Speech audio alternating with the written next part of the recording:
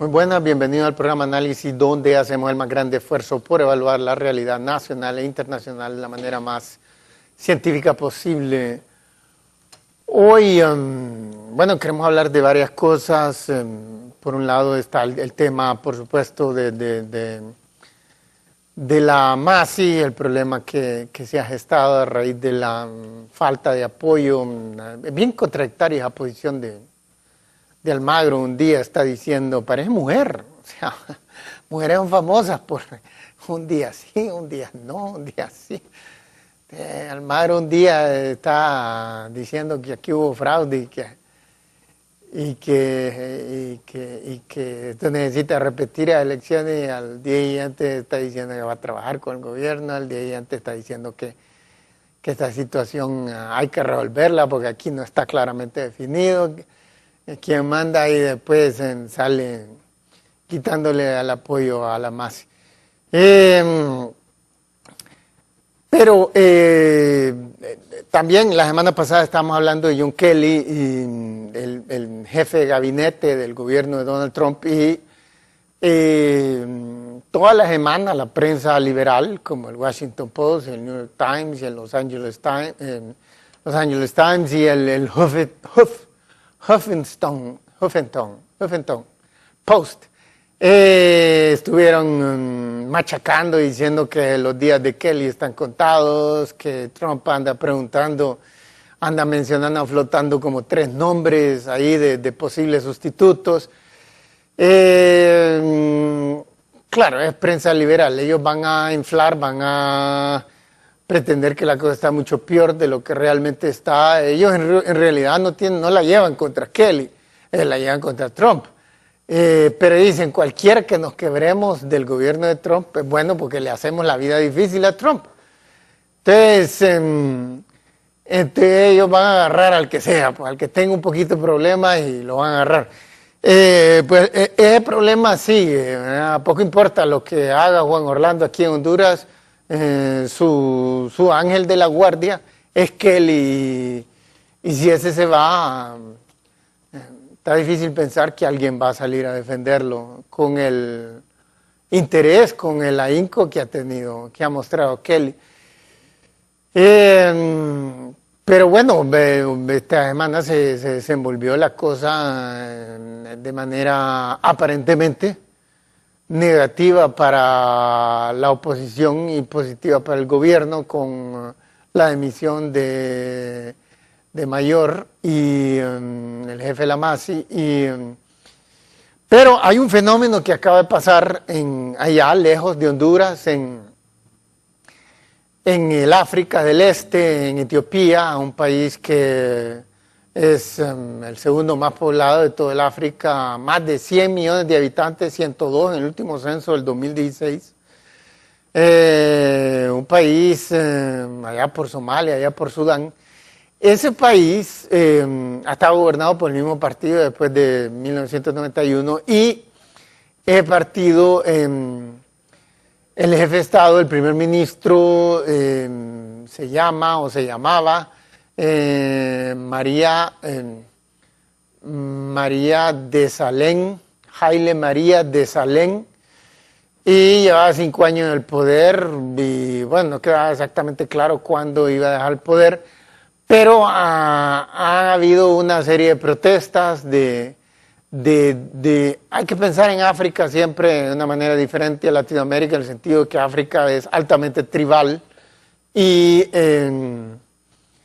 un tercio de la población de Etiopía son los oromos, y los oromos vienen de la región de Oromia, y ellos han estado en confrontación con el gobierno constantemente por disputas de tierra, de puestos de trabajo, etcétera, de represión, de corrupción. Y el gobierno ha recurrido a una represión brutal, ha metido a miles a la cárcel, ha asesinado a cientos, pero las manifestaciones se volvieron tan grandes esta semana, el jueves, que forzaron la dimisión de Haile María Desalegn. Entonces se lo volaron, pues. Muchos pensaban que, dado que es un gobierno que es casi como el gobierno de China, casi una situación de un único partido, extremadamente autoritario. No había forma como bajárselo, pero se lo bajó la oposición a punta de protestas, huelgas, manifestaciones, bloqueos de calle, lo cual les podría dar alguna idea a alguien en este país, ¿o no? Bueno, el tema de hoy queríamos hablar, hemos invitado a un secularista que ya lo hemos tenido, al ingeniero Carlos Zelaya, para hablar sobre el tema de la religión, el vínculo entre la religión y la educación. La educación es un tema constantemente, es tema de análisis y de debate en este país una variable que usualmente no ha sido muy tocada es el vínculo entre la religión y la educación. Entonces hemos invitado a un secularista y no invitamos a los religiosos porque nadie quiere venir, ni los evangelistas ni los católicos. Pues. O sea, aquí las puertas están abiertas, pero si no quieren venir, y estos son los únicos que quieren venir, ¿qué podemos hacer? Entonces, gracias por estar con nosotros, ingeniero. Bueno, al contrario, muchas gracias por la oportunidad que nos da y bueno, sí sería interesante tener a un religioso acá también y compartir ideas pues con ellos. Pero bueno, no están, entonces usted... Ahí pues hablemos nosotros. Dígame, ¿usted le ve un vínculo a la religión y a la educación, más particularmente en este país? Bueno, históricamente ha tenido un vínculo, digámoslo así. De hecho, la religión pues, fue como la primera herramienta que el hombre utilizó para dar explicaciones a los hechos desconocidos. Entonces, si partimos de ese punto histórico, podemos decir que sí hay un vínculo. Esto se fue desarrollando y luego más bien entró en contradicciones el avance del conocimiento del ser humano, de la ciencia, entró en contradicciones con los preceptos religiosos y de eso hay ejemplos en la Edad Media como Giordano Bruno, el mismo Galileo Galilei, Copérnico, que confrontaron a las Sócrates lo mataron. Bueno. O sea, por estar desafiando a los dioses. Exacto. Fue la acusación. Eso es más atrás. Ateniense, estamos hablando del siglo V antes de Jesucristo. Correcto. Y después, 2000 años después, sucedió todo lo que le estaba mencionando. De hecho, las filosofías poco a poco se fue como desvinculando un poco de la religión, por eso lo de Sócrates. Entonces, por supuesto que hay un vínculo. Lo de Sócrates es un periodo antes del cristianismo. Antes del cristianismo. Solo para aclarar a la audiencia. Sí, es que lo que pasa es que nosotros como seculares, como librepensadores, miramos la religión como un todo. No hay, para mí no hay en cuanto a ese tipo de cosas una diferencia drástica entre el cristianismo o religiones anteriores. Pero en este momento, ¿habría una religión drástica entre cristianismo y islam? Por supuesto que hay algún tipo de diferencia, aunque tienen el mismo origen. Realmente las dos religiones tienen el mismo origen. No, pero decir, que tengan el mismo origen no quiere decir que sean iguales. Que sean iguales. Probablemente una es más radical que otra, pero precisamente el tema de la religión es muy importante que lo toquemos en este momento porque siempre, eventualmente en la historia se dan movimientos que quieren otra vez volver a tener una educación, digamos, religiosa dentro de las instituciones educativas del Estado. Y eso eventualmente lleva a un fundamentalismo como el que tenemos en el Islam. Eventualmente lleva a eso. Recordemos el tema de los ayatolas y del Shah, como esta religión en países como Turquía, por ejemplo, poco a poco la religión ha ido tomando espacios, en este caso el Islam, y ha, digamos que comprimido todas las ideas del pueblo, todas las otras alternativas o formas de pensamiento que están en contra de esa religión. En el caso nuestro, en este hemisferio, probablemente lo que estemos viendo es una influencia del cristianismo, y estamos de acuerdo, que eventualmente se puede convertir... ¿Pero cómo estaría...? O sea, ¿usted diría que el cristianismo es enemigo de la ciencia? Existe un gran debate sobre eso. Yo lo que sí le puedo mencionar como ejemplos para esto es los intentos que hizo la Iglesia Católica con los científicos que le mencioné anteriormente. ¿Y actualmente? Actualmente también. Porque cuando ya queremos mezclar cuestiones de humanismo con cuestiones religiosas, este es el choque, digamos, o cuestiones científicas. Si no, hace poco tuvimos un debate en el país con el tema de las PAE, por ejemplo. Entonces, todos los argumentos de las personas que estaban en consiste el debate? Al de las PAE, las píldoras anticonceptivas de emergencia, el debate consistía en si se legalizaban o no se legalizaban, porque es un hecho que en el país se venden, aunque estén ilegales, lo cual es más peligroso más bien. Pero todas las personas que estaban en contra de que se legalizaran estas pastillas, por ejemplo, los argumentos que escribían eran religiosos. O sea, y empezaban a ver si la vida empezaba antes o después de la concepción, o a las cuantas semanas, o si en el momento de que el espermatozoide con el óvulo y todo esto, pero todo en términos religiosos realmente. Entonces, cuando se quiere legislar basado en un tema religioso o en un concepto religioso, se está obviando a las otras personas que no piensan de esa manera religiosa. ¿Cuál es la solución? ¿Un punto intermedio entre religión y ciencia? No son antagónicos. De repente lo que sucede es que la religión, desde mi punto de vista, ha querido como acoplarse a los descubrimientos de la ciencia. De hecho, las escuelas en donde se enseña religión y se enseña ciencia al mismo tiempo, existe un tipo de contradicción en el sentido cuando se está hablando de la evolución, por ejemplo. O sea, viene un maestro, un biólogo, antropólogo o quien sea que esté dando la clase, científicamente dice, no, la Tierra tiene millones de años porque están los fósiles y ahí están las pruebas de la evolución. Pero después viene el maestro de religión y le dice que la Tierra empezó hace 5.000 años y se lo está diciendo a un niño, entonces crea una confusión ahí. Y va introduciendo ese tipo de pensamiento. La educación religiosa. Ese es un tema que... Aquí estoy un poco confundido, porque usted parece haber dicho que lo ideal sería un punto intermedio entre ciencia y religión. No deberían mezclarse, es mi concepto. Entonces, y en una educación pública... de la educación pública sí, porque lo que sucede es que el Estado... ¿Y la educación privada? La educación privada, pues cada quien decide qué hacer. O sea, no, pero ¿por qué habría de tolerar un Estado que se esté enseñando en, qué sé yo, en un María Auxiliadora o un San Miguel, cosas que no son consistentes con la ciencia? ¿Desde cuándo es que la religión ha dado resultados positivos a la sociedad para decir, no hombre, hagamos algo de lo que ellos dicen? O sea, al fin y al cabo han sacado este país de la pobreza, han hecho este descubrimiento médico. ¿Cuándo? Nunca. Entonces, ¿por qué habría de transar? Ok. Porque si estamos en un Estado democrático... ¿Por qué habría de permitirse a una escuela como el María Auxiliadora, el San Miguel o el San Francisco estar enseñando falsedades que son inconsistentes con la ciencia? De nuevo, estamos en un país supuestamente democrático, digo supuestamente por lo que ya todos conocemos, en donde también se asume que se respeta la libertad de expresión y la libertad de pensamiento.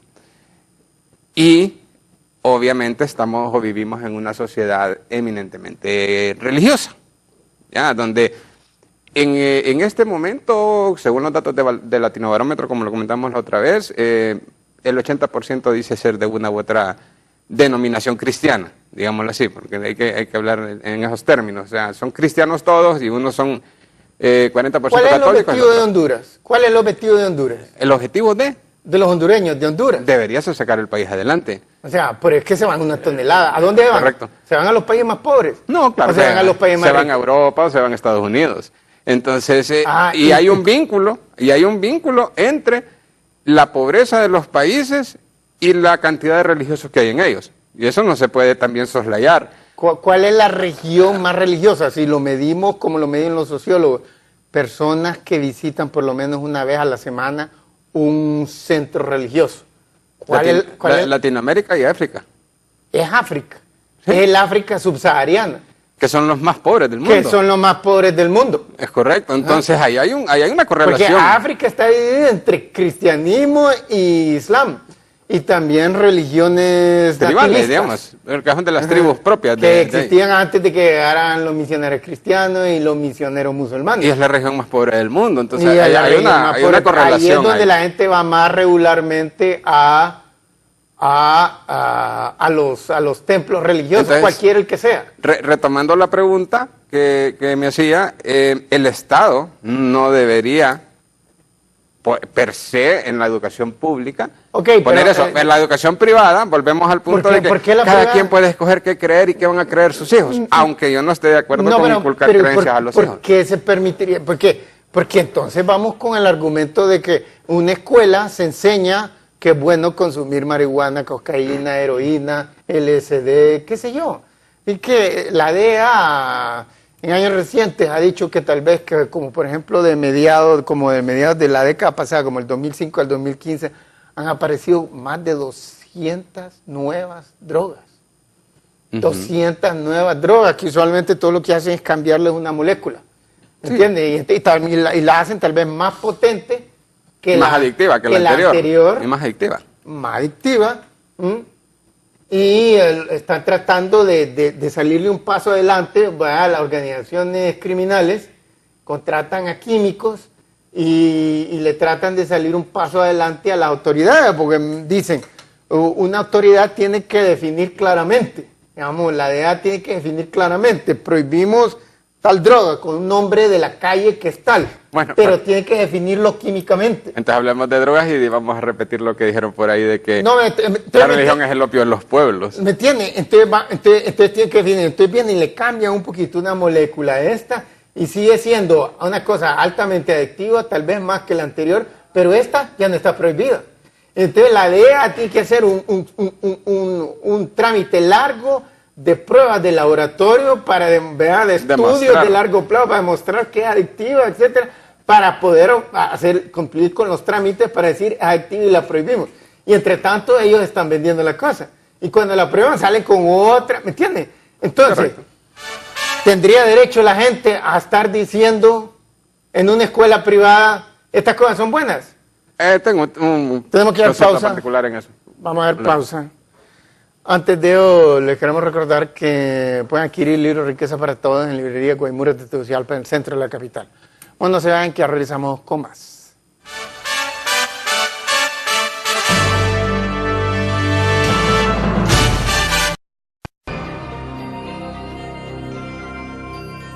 Bueno, ya estamos de regreso con el ingeniero Carlos Zelaya y estamos hablando sobre el vínculo entre religión y educación. Y entonces él decía que en las escuelas privadas pues son libres, basadas en el principio de libertad de expresión, de enseñar lo que quieren. Y con la lógica, por ejemplo, en países donde se respeta muchísimo más, países que históricamente han estado a la vanguardia de los derechos humanos, de los derechos civiles, de los derechos de las minorías, etcétera, como los países de Europa Occidental del Norte. Entonces pensemos en Inglaterra, Reino Unido, pensemos en Francia, donde hay una gran cantidad digamos, en Reino Unido, de gente del sur del Asia, donde un gran porcentaje de la población, por ejemplo, y son de Pakistán, casi todo el mundo, en musulmán, ahí en Bangladesh, casi todo el mundo. En India, como 17% de la población de India, el segundo país más poblado del mundo, es musulmana. Del África, todo el norte hasta, casi como, por lo menos el 60% de África es musulmana, y solo lo más de abajo, en el sur, es que es fundamentalmente cristiano. Entonces, ¿qué pasó en estos países desarrollados? Bueno, decían, en aras de la libertad cultural, de la libertad religiosa, de la libertad de expresión, vamos a dejar que estas minorías que han llegado de Pakistán, de Bangladesh, de Algeria, de Tunisia, de Egipto, a por ejemplo Francia, los otros del sur del Asia, a Gran Bretaña, los vamos a dejar que ellos tengan sus propias prácticas ahí, porque no queremos... como antes, como imperialistas, en los tiempos de la colonia, estarles diciendo incluso en qué Dios creer. ¿Qué hicieron esa gente en un país donde ya se le habían ganado los derechos de las mujeres, donde ya se respetaban los derechos de la gente que tiene prácticas sexuales diferentes a la gran mayoría. Ellos dentro de su comunidad lo golpeaban, ¿me entiendes? O sea, decretado por las cortes de ellos que les permitieron incluso tener sus propias cortes, digamos, en Gran Bretaña. ¿Me entiendes? Y entonces, no, o sea, la mujer es abusada completamente. Y ya estamos hablando de más de la mitad de la población, por ejemplo, de esa comunidad que vivía dentro de... Pero usted dice que ahí y cuando una británica rubia o azul se casaba con unos musulmanes, usualmente él la obligaba, y las mujeres, como es todo por amor, ella ¿La de ahora ya no? Ella se convertía al Islam, y entonces estaba sujeta supuestamente a las reglas de ellos. Y entonces golpe y que etcétera, aceptado porque lo manda la religión, dicen ellos. Okay. Entonces, ¿me entiendes lo que él quiere decir? Sí, creo que más o menos lo entiendo. ¿Que se va a aceptar este tipo de arbitrariedades? Ok. Ante todo, ante cualquier creencia religiosa o lo que sea, debe estar el tema del humanismo y los derechos humanos. La Carta de Derechos Humanos de la Organización de las Naciones Unidas dice que es un derecho humano tener el credo, la religión que se quiera tener. Entonces, eso hay que respetarlo. Pero pero ahora, siguiendo esa argumentación. Correcto. Y voy para eso. Incluso en países, no como esto, que aquí no se respeta aquí no hay nada. Aquí se roban el dinero, aquí los presidentes son narcotraficantes, aquí se roban las elecciones. Aquí no hay nada, pero hablemos de países serios. Bueno. Como los del norte. Hablemos de los escandinavos que se llevan como el trofeo en honestidad, como dicen en inglés, goody two shoes, ¿verdad? O sea, los súper buenísimos, los que no roban, los que no tocan que está de moda ahorita, Finlandia, por ejemplo. Y entonces ha llegado de Finlandia. Comunidades musulmanas y, ¿me entiende? Y ellos tratando como perros a sus mujeres, a los homosexuales dentro de su comunidad. Pero eso ya va en contra de los derechos humanos. Ese es el punto. No, pero el punto es que... ¿Me entiendes? Ese argumento de la libertad religiosa es un problema, porque históricamente, ¿qué le ha dejado la religión a la sociedad? Nada. Guerras por religión. O sea, ha sido sistémicamente el enemigo de la ciencia. También. De hecho, ahorita, por ejemplo, en los países desarrollados hay ese debate de la genética. El debate de la genética, por ejemplo, gente que nace con... Bueno, empecemos con niños famosos, la historia de niños, niñas de 5 años y tienen un soplo del corazón, que tienen leucemia. ¿Por qué? Porque nacieron con una pésima genética. Y hay religiones que prohíben que haya una transfusión de sangre para salvar la vida de alguien. Dice la genética, hoy día está logrando que al solo unir el óvulo y el espermatozoide ya se forma el potencial ser humano.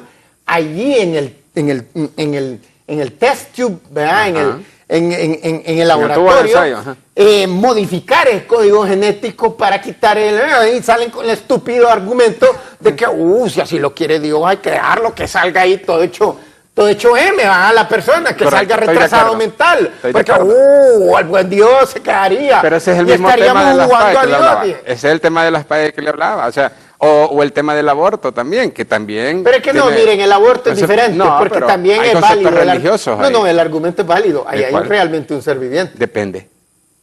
No, ahí hay realmente un ser viviente. Depende de qué momento de la gestación. No, ahorita el debate no está claro. Por ejemplo, en un país como los Estados Unidos, que en 1973, en esa famosa legislación de la Corte Suprema, Roe versus Wade, dijo que los primeros 3 meses es decisión de la mujer. Los segundos 3 meses tiene que haber una notificación, una aprobación médica. Porque ellos están y los últimos 3 meses ya no puede ser. Es que eso es una decisión salomónica, no una decisión científica.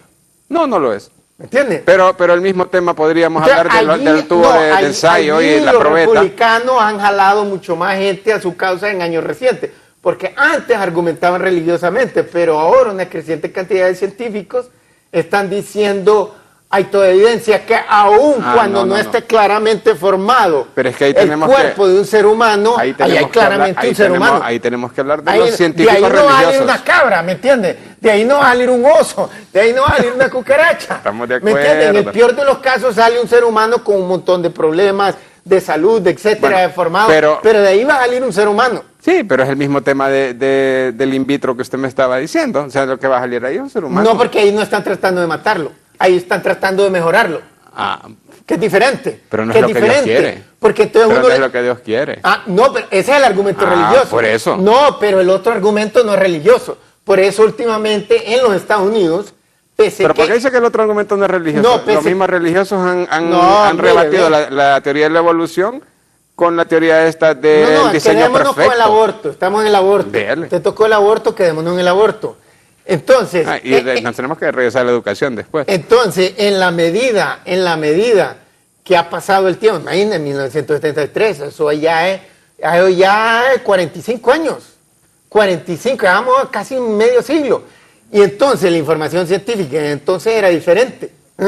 Entonces, en el momento el argumento era, miren, no sea ni a un mes, 2 meses, usted no puede ni siquiera distinguir un ser humano ahí. Ese era el argumento de los médicos incluso. Miren la radiografía, ¿me entiende? Entonces, hoy día el argumento ya no es válido. Entonces, científicamente ya no es válido. Pero hay circunstancias en las que yo sí... Mire, usted se lo voy a poner de esa forma. Usted va a Holanda, Países Bajos, el país más liberal del planeta. Él fue el primer país que creo que en 1976 legalizó la marihuana para usos recreacionales. Ese fue el primer país que legalizó las bodas homosexuales. Esos son súper liberales. Pero ellos dejan atrás a los neoyorquinos o a San Francisco, que son ciudades, pero la quintesencia del liberalismo estadounidense. Y ahí no tienen el aborto aprobado, dice usted. Y ahí no, es más o menos la misma situación que los Estados Unidos. No es así que cuando le ronca la gana, siguen con esa situación de 3-3-3. Regresemos al estudio. Tenemos que dar pausa y la vamos a hacer, así que no se vayan que ya regresamos con más.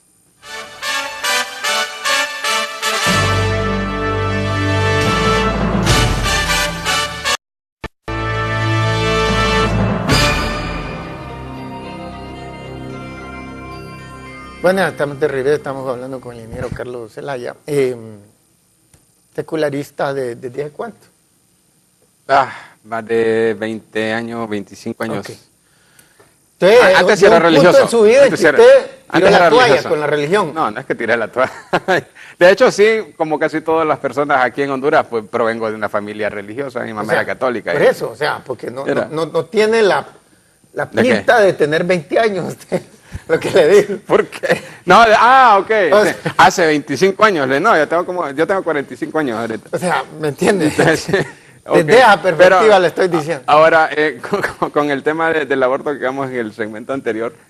Entonces es diferente el argumento que le estoy probablemente, diciendo. pero los argumentos han ido cambiando, digamos. Y en mi perspectiva hay 3 situaciones en las cuales sí debería permitirse, más que todo por cuestiones humanistas. Por ejemplo, en una violación, si bien es cierto lo que se está formando ahí es un ser humano, vamos a traer un ser humano a sufrir. Es otro cuento, es otra historia. Por eso, pero esos son mis argumentos, digamos. No, pero eso es un argumento racional. Eso es un argumento racional. Correcto.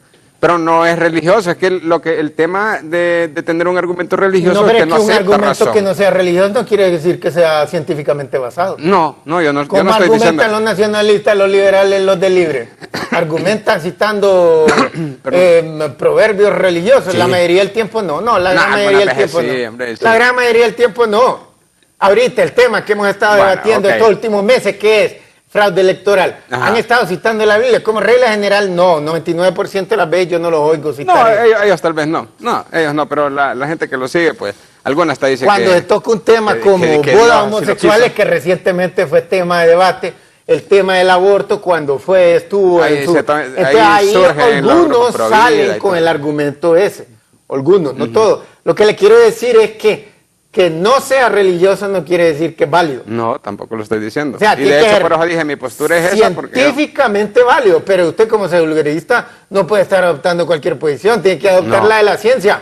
Porque la ciencia es lo único que ha resultado en este planeta. Pero claro, pero usted se lo estoy diciendo acá sin un automóvil. ¿Quiénes lo hicieron? Los científicos. Usted no estaría vivo y no le hubiera metido un montón de vacunas. No le hubiera dicho, ay, vengo tarde. Exacto. Doctor. O sea, si no hubiera ido por un montón de químicos y farmacéuticos científicos. Pero eso es el arrebate. No lo hubiera invitado aquí sin el teléfono, que también lo invitaron. Eso es el arrebate un cristiano, porque dice que el pastor era creyente. En este planeta, todo lo bueno que ellos lo han hecho los científicos. ¿Creyentes o no los creyentes? Los políticos estúpidos no han hecho nada. No han hecho nada nunca. Provocar guerra, la religión no ha hecho más que atrasar la ciencia. Bueno. Y lo miramos incluso en los países desarrollados. Este debate, la genética, el último, en donde uno los oye unidos a la Iglesia Católica, a la Iglesia Anglicana en Inglaterra, por ejemplo, o protestantes en el resto de Europa, unidos combatiendo estas nuevas tecnologías genéticas para eliminar una gran cantidad de enfermedades que agobian al ser humano, pues. Y atrasan. Bueno, sí, ese debate empezó con la oveja aquella, la primera oveja clonada y todo esto, pero el punto precisamente es que hace ya tiempo empezó. Al tema de la educación. Correcto. Se le debería permitir a un Estado, un gobierno debería permitir a una escuela pública enseñar cosas que no tienen una fundamentación científica. A una escuela pública no. ¿Y a la escuela privada? Es que lo que pasa con los países que han llegado a una solución, digamos, salomónica, como dice usted, de la situación, es que pone la clase de religión optativa, el que la quiera llevar, que la lleve, porque el punto es, si decimos, bueno, hay clase de religión en las escuelas, y entonces le preguntaría yo, ¿y cuál religión entonces? Porque hay un montón de religiones, hay un montón de dioses, entonces ¿a cuál le vamos a dar preponderancia? Y el punto ahí es que cuando se le da preponderancia a uno, entonces vienen los grupos religiosos y quieren tener el monopolio de esa enseñanza. Y empiezan a inculcar ese pensamiento mágico en las personas. Mire el problema con esa libertad religiosa y con esa libertad de enseñanza, que es el fenómeno en los Estados Unidos. Vienen los liberales y todo el tiempo están atacando al cristianismo, a las dos iglesias más.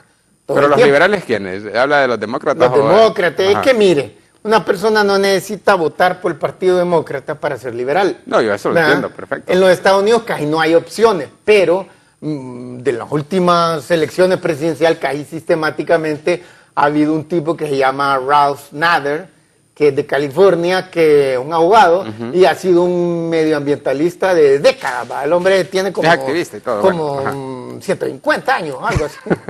Allá está desde como los 70 haciendo bulla. El punto es que hay un partido verde, un partido ecologista, y en esta elección también fue y sacó, yo no sé, como igual, 1% de los votos. Lo que hay es bipartidismo al final. El punto es que quien es medioambientalista en los Estados Unidos, por lo menos como en un 95% es un liberal. Pero mucho de esa gente vota por el Partido Verde, ¿me entiendes? Y no por los demócratas. Entonces, eso le... Pero la pregunta de todos modos era si dejábamos la educación en las escuelas y por qué en las privadas sí y en las públicas no.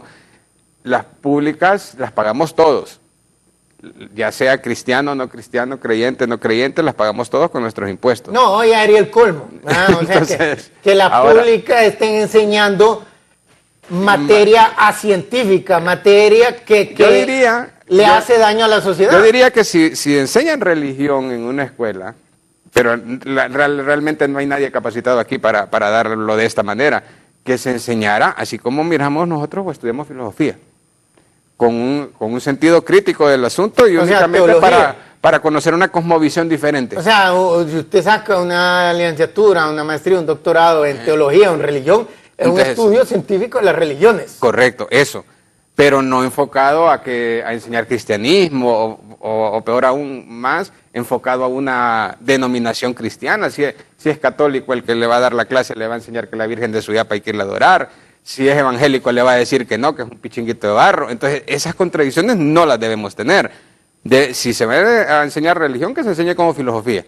Y que se enseñe bajo una base científica con alguien experto. El problema es que aquí no hay, porque aquí cualquiera agarra una Biblia y ya le empieza a enseñar supuestamente religión, y eso no es así. ¿Qué hay de esa acusación de la iglesia evangélica en Latinoamérica que se ha aliado con los partidos de derecha o que ha creado partidos nuevos que son de derecha Se lo voy a decir con una frase viral de hace 15 días en las redes sociales. Ramacheka Taramazoa. ¿Saben qué es eso? No.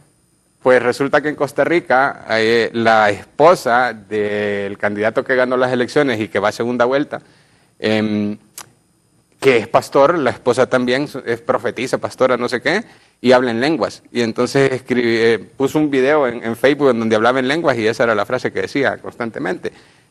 Las iglesias evangélicas realmente están introduciéndose en las esferas de poder porque es una unión que realmente beneficia a los dos grupos de poder. Por un lado, los políticos no tienen acceso a todas las personas de derecha y ese grupo o flujo de votantes lo proporcionan las iglesias evangélicas.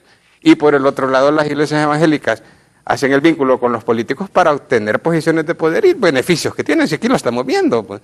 ¿Desde cuándo es que aparecen ese montón de pastores en foros y todo? ¿Con quién más se podría aliar o qué otra posición o si ellos quieren crear su propio partido? ¿Me entiendes? ¿Con quién más se podría aliar los evangélicos? Bueno, constitucionalmente ningún líder religioso podría ser. No, yo sé, pero, o sea, ¿me entiendes? O sea, porque aquí no se respeta nada, ya sabemos. No, desde el punto de vista también de que no se le puede prohibir a, digamos, o sea, fulano es, por ejemplo, Bolsonaro en Brasil. Tenemos que dar pausa. Vamos a dar pausa y no se vayan que ya regresamos con más.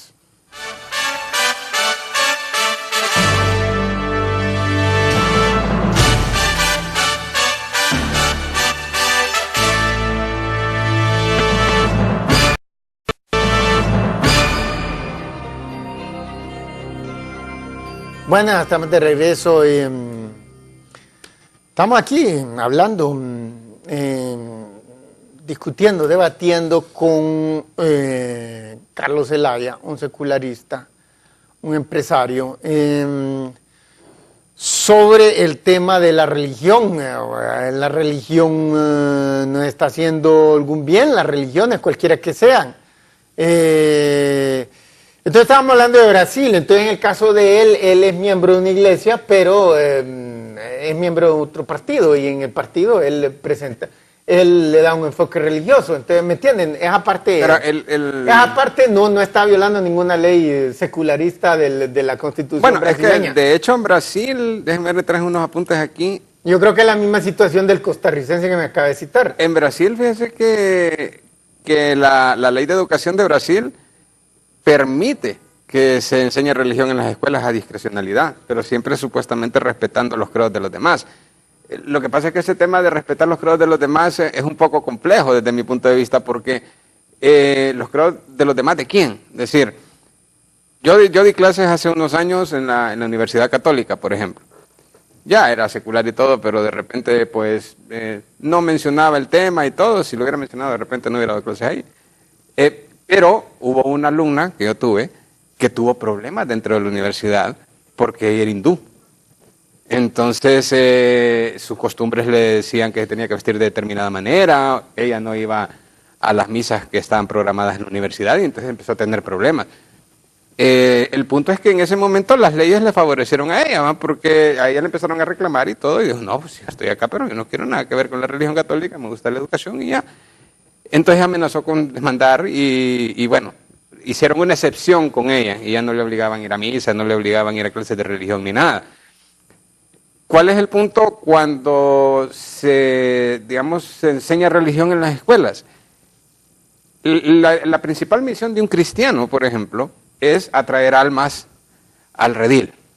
Entonces eso implica de que lo van a tratar de convencer de que la religión de ellos es la única verdadera. No, todas las religiones hacen eso, más o menos. Exacto. Entonces si todas las religiones hacen eso, por eso es que el laicismo propone de que todas sean parejas y que no haya ninguna predominancia en ningún aspecto. No, pero el laicismo fue una negociación en tiempos, por ejemplo, cuando nace la Revolución Francesa o la Revolución de los Estados Unidos. De hecho, en momentos de la historia donde la población estaba obsesionada con religión. Y de hecho en Francia no se permite la intromisión de la religión en las escuelas, pero en Finlandia sí. Maroja le quería comentar ese tema, ya que Finlandia está de moda ahorita en esta semana, porque dicen que la educación de aquí, según el ministro de Educación, es pareja a la de Finlandia, porque los niños están en el suelo.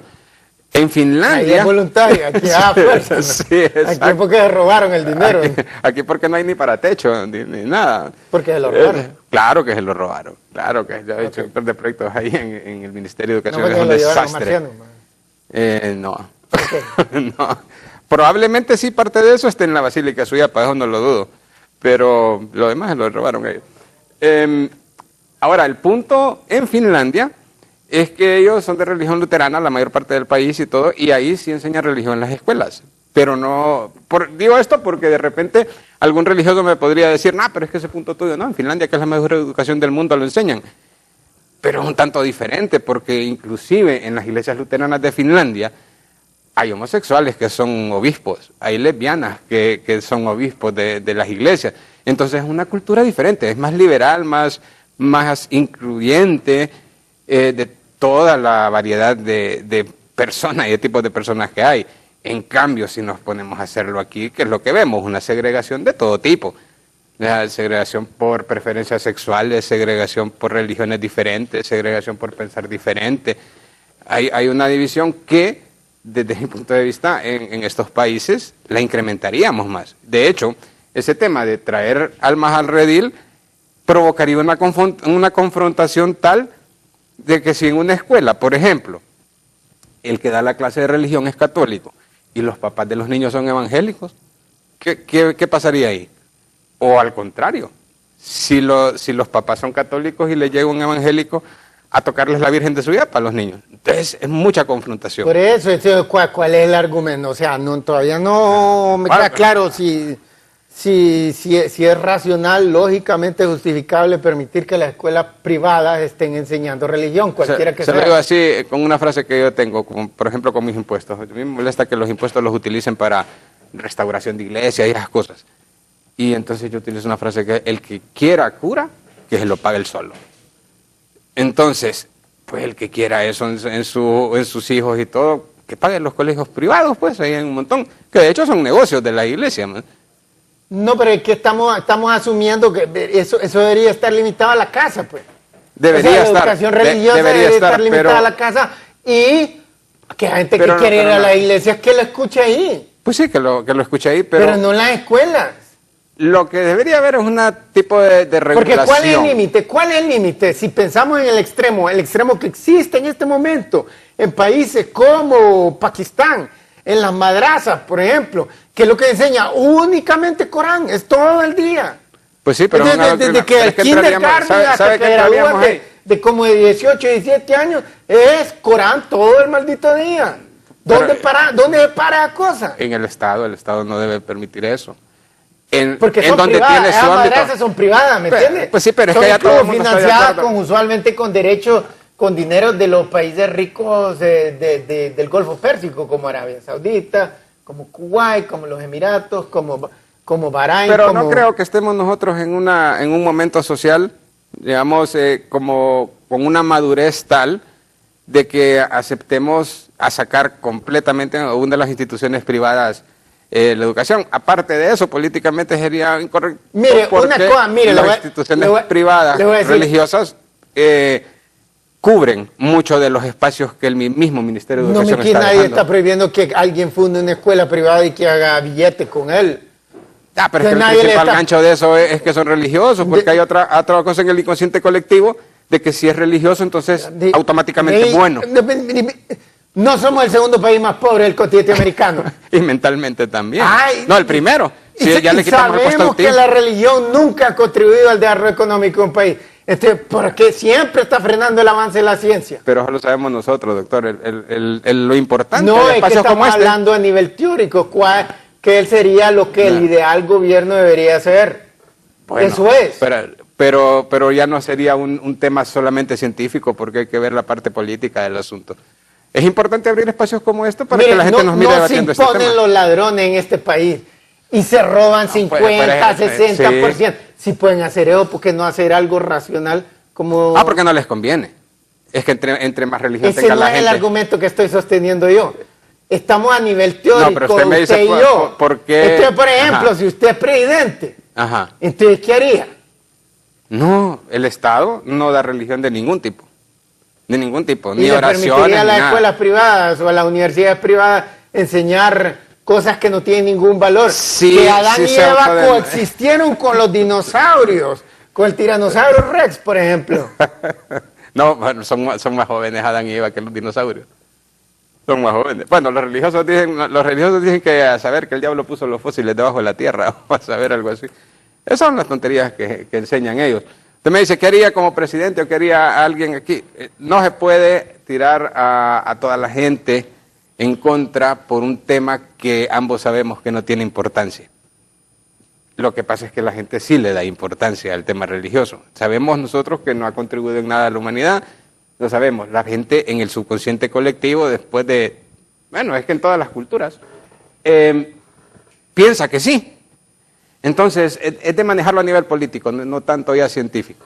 Ok, nos acabó el tiempo, así que vamos a llegar al fin de nuestro programa. Le vamos a agradecer a todos haber estado con nosotros y esperamos contar con ustedes la próxima semana a la misma hora. Sin más, nos despedimos y les deseamos lo mejor.